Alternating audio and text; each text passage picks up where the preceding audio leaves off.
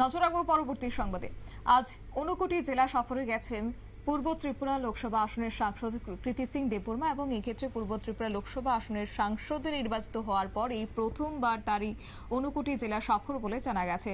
5 September বৃহস্পতিবার দুপুরে ঊনকোটি জেলার জেলা সদর কৈলাসহরের সার্কিট হাউসে এসে ঊনকোটি জেলা ভিত্তিক দিশা কমিটির বৈঠকে যোগদান করেন।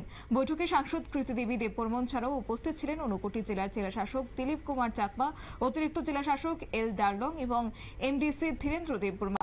কৈলাসহর পৌর পরিষদের চেয়ারপারসন চপলা রানী দেবরায়, চণ্ডীপুর পঞ্চায়েত সমিতির চেয়ারম্যান শম্পা দাস পাল, কুমারঘাট পঞ্চায়েত সমিতির চেয়ারম্যান সুমতি দাস, গৌরনগর পঞ্চায়েতের সমিতির ভাইস চেয়ারম্যান মোহাম্মদ বদরুজ্জামান, কুমারঘাট পৌর পরিষদের চেয়ারম্যান সুধু দাস সহ আরো অন্যান্যরা।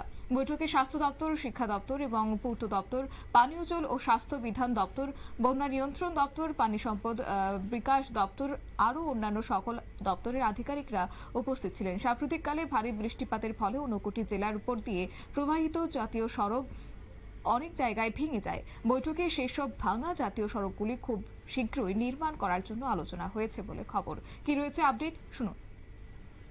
ऊनाकोटी डिस्ट्रिक्ट का मीटिंग हम डीएम के साथ रखे हैं और सब अधिकारी होंगे, तो मैं पता करने चाह रही थी और उनसे सूचना लेने चाह रही थी कि क्या क्या काम हमारा यहाँ पेंडिंग है और एक तरीका से जो काम बाकी है और जो काम अपने सरकार से आए हैं उसको मैं जानना चाहती हूँ और जनता के पास ये सब प्रोग्राम अवेयरनेस के और स्कीम्स ले जाने चाहती हूँ।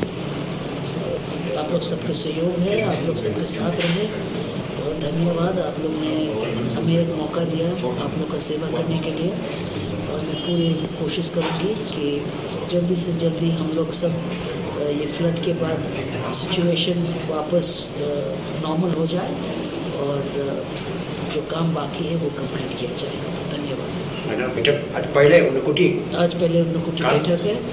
कल का प्रोग्राम हमारा कुमारघाट में रहेगा और फिर जैसे जैसे हमारे कार्यक्रम खत्म होते रहेंगे मैं सब एरिया कवर करते रहूँगी। आज एक दो और प्रोग्राम रखे हैं, तो कैंप में भी हम लोग जाने का रखे हैं, तो कैंप जाएंगे हम लोग और जो फ्लड अफेक्टेड एरियाज है वहाँ पे जाके एक बार देख के आएंगे।